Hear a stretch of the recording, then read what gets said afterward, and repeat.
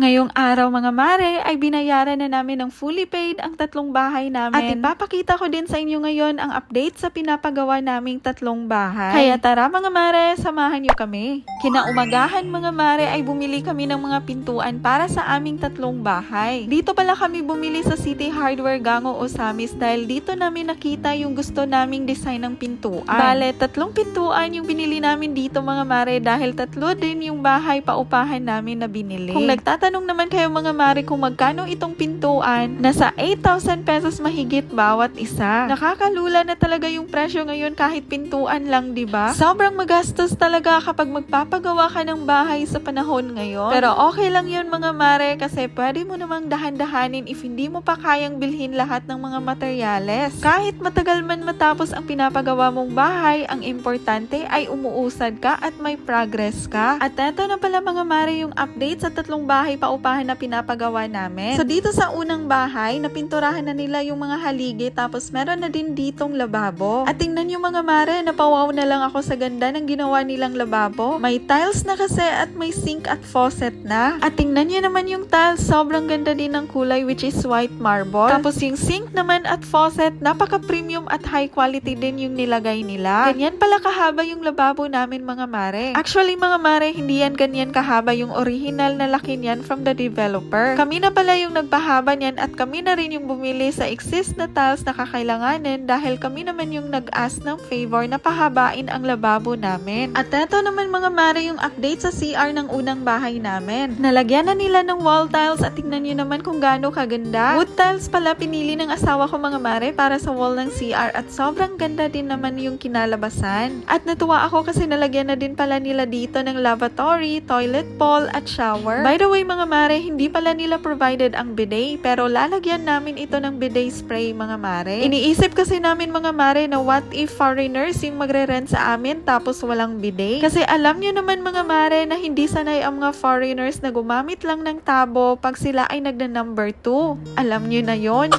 Kaya importante talaga sa amin mga mare na maging convenient yung pagstay ng mga tenants namin, mapa-local tenants man or mapa-foreign tenants. Iniisip na talaga naming mag-asawa mga mare lahat ng mga bagay na kakailanganin sa bahay paupahan namin. At hindi talaga namin tinitipid ang mga gamit sa bahay paupahan. Kita niyo naman dito mga mare na yung unang bahay pa lang ang nalalagyan nila ng lababo at di pa rin tapos yung CR. So ayun lang pala muna yung update sa 3 bahay paupahan na pinapagawa namin mga mare. So mga mare, kung may plano kayong magbakasyon dito sa Ozamis City at naghahanap kayo ng marerentahan or maiistihan, PM nyo lang po itong business page namin at pa-follow na rin po sana nasa comment section. Salamat po. Pagkatapos naming mabisita yung 3 bahay paupahan namin mga mare, ay pumunta naman kami dito sa Canonyo Hardware para bumili ng 20 kasako na semento at 4 na kubiko na buhangin para sa aming flooring. At dito mga mare ay nagbayad na kami para ma-deliver na nila mamayang hapon yung mga semento at buhangin. Pasensya na mga mare at hindi ko na matandaan kung magkano lahat ng nabayad namin dito para sa semento at buhangin. Kayo na lang siguro ang bahala magbilang niyan mga mare.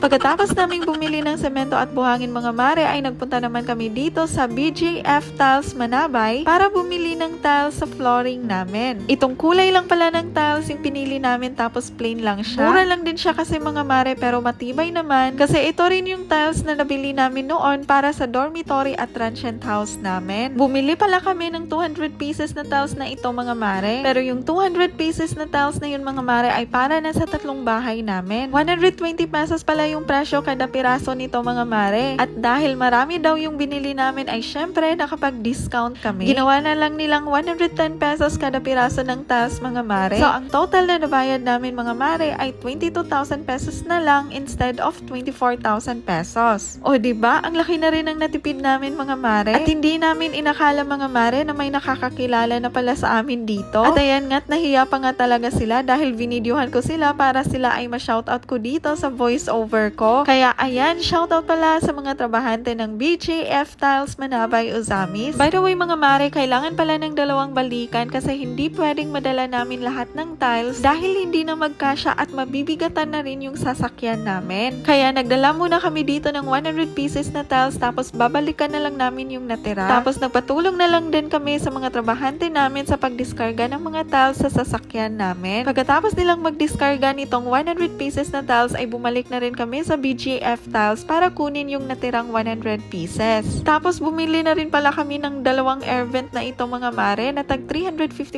pesos each. Tapos ayan, kinarga na nila yung natirang 100 pieces dito sa sasakyan namin. At nagpatulong ulit kami sa mga trabahante namin na i-discarga yung mga tiles sa sasakyan namin. At dito nga ay nakuha pa nilang magbiruan kahit nakakapagod yung trabaho nila. At eto naman yung asawa ko, binibilang niya yung tiles kung sakto lang ba at hindi ba nagkulang. At sakto naman na 200 pieces lahat. Pagkatapos nilang magkakot mga mare ay binigyan namin sila ng 500 pesos pang snack nila. Pasasalamat na rin namin sa kanila yan mga mare dahil kusa din talaga silang tumutulong kapag alam nilang may hahakutin kaming mga materyales. Pagkatapos nun mga mare ay nagpunta naman kami dito sa Maxima Hardware para bumili ng isang box ng wire para sa wirings ng mga lights namin. Sobrang busy talaga namin sa araw na ito mga mare. Sobrang dami naming nilakad. Mag-aalas 12 na pala sa mga oras na ito mga mare kaya dumaan na din kami sa Jollibee para makapag-take out. At tingnan nyo naman itong asawa ko, di na talaga nakapagpigil kumain kasi nagutom na talaga siya. Sa dami ba naman ng nilakad namin ngayon?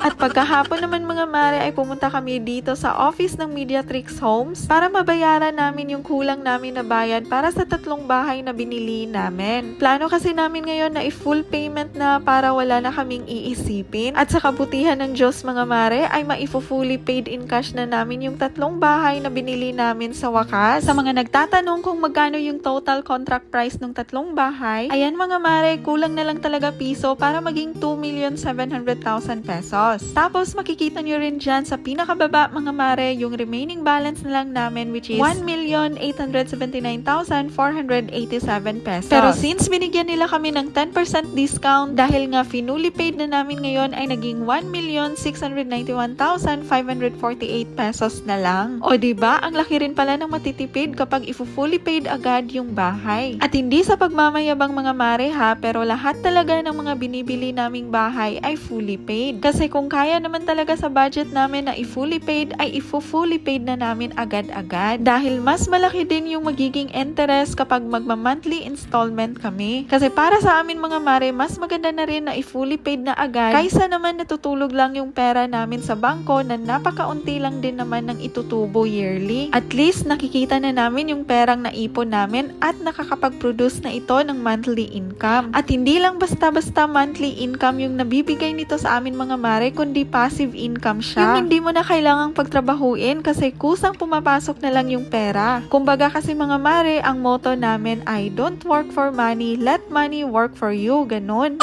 Pero syempre mga mare, dahil laki kaming dalawa sa hirap ay nagtrabaho muna kami para magkapera. Tapos nung nagkapera na ay syempre ang pera naman ang patatrabahuin namin, ganun. At ayan na nga mga mare, binigay na namin sa kanila yung cheque at sa wakas fully paid na rin ang 3 bahay namin. Kaya Lord, maraming salamat po sa lahat ng blessings na binigay mo sa amin. So ayun lang muna sa ngayon mga mare, sana nag-enjoy kayo sa video ito. Sa susunod ulit, bye!